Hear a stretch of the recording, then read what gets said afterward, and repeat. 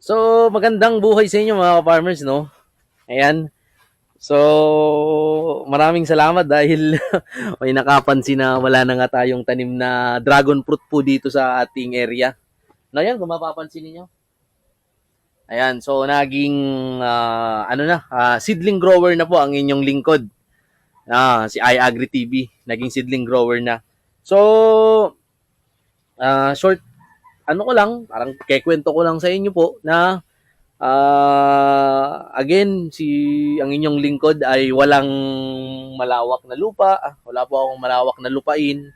Ako po ay nakikirenta lang sa sa aming farm, no. Nagbabayad po ako every year, no. And then basta wala kaming sariling lupa. Yun lang. Kasi yung dragon fruit mga ka-farmers is perennial crop, no. Kailangan mga years mapapakinabangan mo yung dragon fruit. So kami naman, kapag walang bunga yung dragon fruit, yun nga po is parang hirap kami, wala kaming income. No, kahit po yung aking mga kasamahan dito sa area ko, dito po sa lugar ko, hindi ko mabigyan ng sideline, gawa nga ng walang income yung dragon fruit. So, nag-isip ako ng ibang paraan po para magkaroon sila ng income at sa din ako din magkaroon din ako ng income. So yan, nakilala ko tong pag-grow ng seedlings at yun, naging tuloy-tuloy naman, almost weekly meron kaming transaction.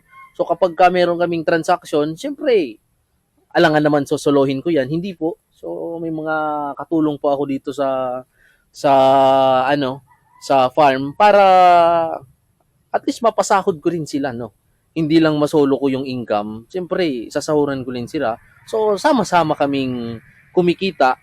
Everybody happy, di ba mga ka-farmers, no? Yun naman yung ating gusto, yung makatulong tayo sa ating kapwa. So, sino yung kapwa? Sabi baga sa Bible, yung kapwa is yung iyong kapamilya. No? So, bago ka tutulong sa iba, kapamilya muna yung unahin mo. Tulungan mo muna yung iyong kapamilya.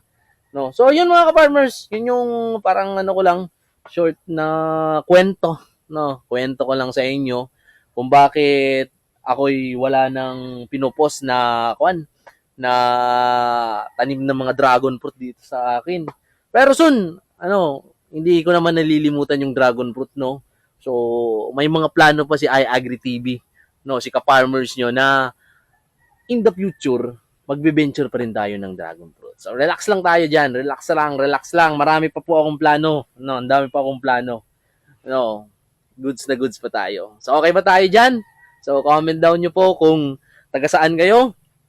And kung natulungan ko kayo sa pagtatim ng dragon fruit, comment down nyo. Tsaka kung ano yung mga napanood yung mga video ko noon. No, maraming salamat. Peace.